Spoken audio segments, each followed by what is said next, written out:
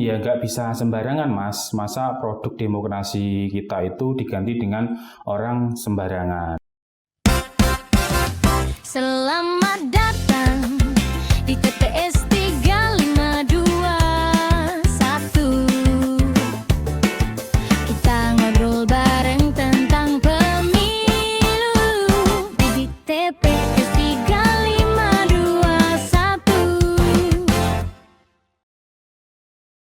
Halo teman pemilih cerdas, kembali lagi di TPS 3521 Podcast KPU Kabupaten Ngawi. Tepatnya kita bahas hal menarik seputar kepemiluan. Ya, meskipun KPU sedang tidak dalam masa tahapan pemilu atau pemilihan, ternyata ada loh pekerjaan yang menjadi tanggung jawab dari KPU Kabupaten Ngawi. Saya, Iqbal, akan menjadi host dan menemani kalian semua selama beberapa menit ke depan. Pada kesempatan kali ini, kita akan membahas hal yang menarik yang perlu kalian ketahui dan belum banyak orang tahu. Penasaran nggak sih kalau misalkan tiba-tiba nih anggota DPR diganti sebelum masa jabatannya habis? Nah, bener banget guys, kita bakal bahas penggantian antar waktu. Telah hadir narasumber kita, Bapak Muhammad Prasetyo Nugroho. Beliau adalah anggota KPU Kabupaten Ngawi dari Divisi Teknis Penyelenggaraan Pemilu. Selamat datang Pak, dan bagaimana kabarnya Pak? Iya, halo juga Mas. Alhamdulillah baik banget. Senang bisa hadir di TPS 3521 di podcast KPU Kabupaten Ngawi. Baik Pak Pras, sebelum kita membahas lebih lanjut tentang materi podcast pada kali ini, mungkin saya memiliki sedikit pertanyaan gitu Pak. Misalkan nih, anggota Dewan atau anggota DPRD mengalami kecelakaan kemudian meninggal dunia, apakah kursi yang didudukinya itu dibiarkan kosong atau diganti Pak? Diganti Mas, akan di PAW. Oh, jadi di PAW ya Pak? Nah, Ya. Mungkin bisa dijelaskan Pak, apa itu PAW Pak? PAW atau pergantian antar waktu itu adalah proses pergantian anggota DPR, anggota DPD maupun DPRD yang di tengah masa jabatannya mengalami beberapa hal, diantaranya itu meninggal dunia, terus mengundurkan diri, mengikuti pemilihan yang lain, terus yang selanjutnya diberhentikan oleh partai politiknya karena melanggar ketentuan yang berlaku, melanggar Undang-Undang MD3, terus tidak mengikuti paripurna selama 6 kali berturut-turut.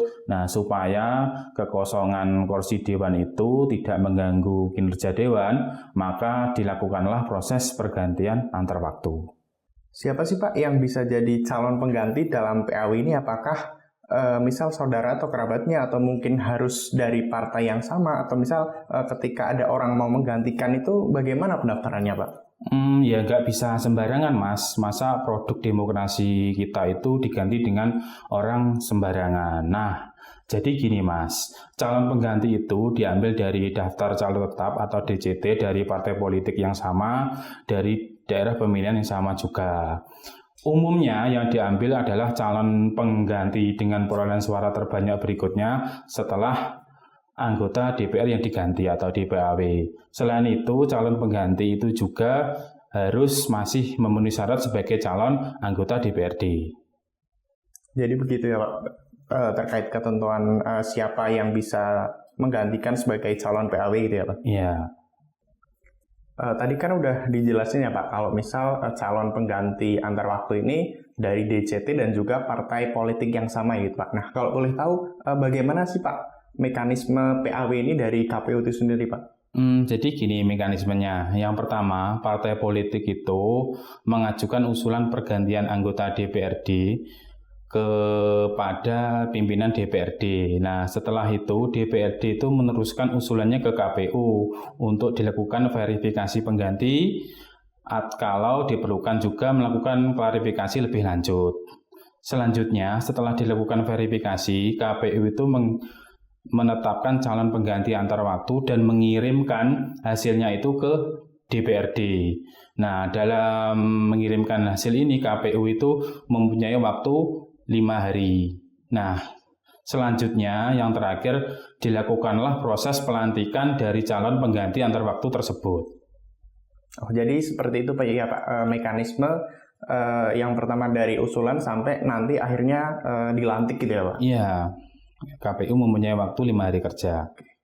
Dari penjelasan yang disampaikan Bapak tadi, menurut Bapak sejauh mana sih kewenangan KPU dalam proses PAW Pak? Dalam proses PAW ini, KPU baru bisa memproses PAW itu ketika mendapatkan surat permohonan PAW dari pimpinan DPRD. Dan semua mekanisme PAW ini dilakukan KPU mengacu pada ketentuan undang-undang dan PKPU yang berlaku. Jadi di sini KPU sifatnya pasif Mas dan tidak melakukan PAW jika tidak ada permohonan dari DPRD. Oh, jadi seperti itu ya Pak, kewenangan KPU terkait proses dari PAW Pak. Ya. Nah, tadi kan dijelasin ya Pak, kalau calon pengganti PAW itu dari DCT dengan perolehan suara berikutnya gitu Pak. Nah, Iya. misalkan nih Pak, dari perolehan suara berikutnya itu dalam DCT itu udah nggak ada Kak. Nah, itu mungkin aja terjadi kan Pak? Kemungkinan bisa terjadi Mas, kalau tidak ada calon pengganti di dapil yang sama. Maka diambillah dari DCT pemilu terakhir Kabupaten Ngawi pada dapil yang berbatasan secara langsung, secara geografis, dan memiliki perolehan suara sah terbanyak dari partai politik yang sama. Contoh, ketika di dapil 1 itu habis, yang berbatasan secara langsung dapil adalah dapil 2, dapil 3, dapil 5, dan dapil 6. Nah, di 4 dapil itu manakah yang paling jumlah penduduknya terbanyak, maka terpilih ya. Nah, di 1 dapil yaitu dapil 2. Dari 4 dapil itu yang paling terbanyak adalah dapil 2. Seperti itu Mas. Oh, berarti memang seperti itu ya Pak, diambil dari dapil yang berbatasan langsung dengan dapil tersebut. Kemudian sebagai pertimbangan lagi ada nih, tadi dijelasin kalau dengan jumlah penduduk yang lebih besar gitu lebih Pak. banyak itu. Baik Pak, tadi kan Pak Pras sudah menyampaikan nih dari apa itu PAW, kemudian terkait syarat, mekanisme, dan juga sampai dengan ketika calon tersebut di perolehan suara berikutnya nggak ada pada dapil yang sama gitu. Nah, ada nggak sih Pak kasus real gitu di Ngawi yang adanya terjadi PAW itu sendiri Pak? Pernah ada Mas. Dulu anggota DPRD periode 2019-2024 itu yang mengundurkan diri karena beliaunya itu mencalonkan diri di Pilkada tahun 2020. Partai politiknya kemudian itu mengusulkan calon pengganti berdasarkan suara terbanyak berikutnya dari dapil yang sama. Prosesnya berjalan sesuai dengan mekanisme Mas. Jadi partai politik itu mengusulkan, terus KPU itu menverifikasi, lalu DPRD melantik. Alhamdulillah semuanya berjalan dengan lancar. Oh, berarti itu terjadi pada periode 2019 sampai 2024 ya Pak? Ya. Nah, untuk periode sekarang ini Pak, udah pernah terjadi belum Pak? Di periode sekarang itu pernah melakukan pengganti antar waktu itu 1 kali Mas, itu di dapil 6 salah satu anggota DPRD itu meninggal dunia. Nah, lalu dilakukanlah proses PAW dan alhamdulillah semuanya juga berjalan dengan lancar. Wah, luar biasa sekali ya insight-nya hari ini. Mungkin kita kasih kesempatan buat Pak Pras untuk kasih closing statement nih Pak. Dipersilakan Pak. Ya, jadi intinya seperti ini Mas.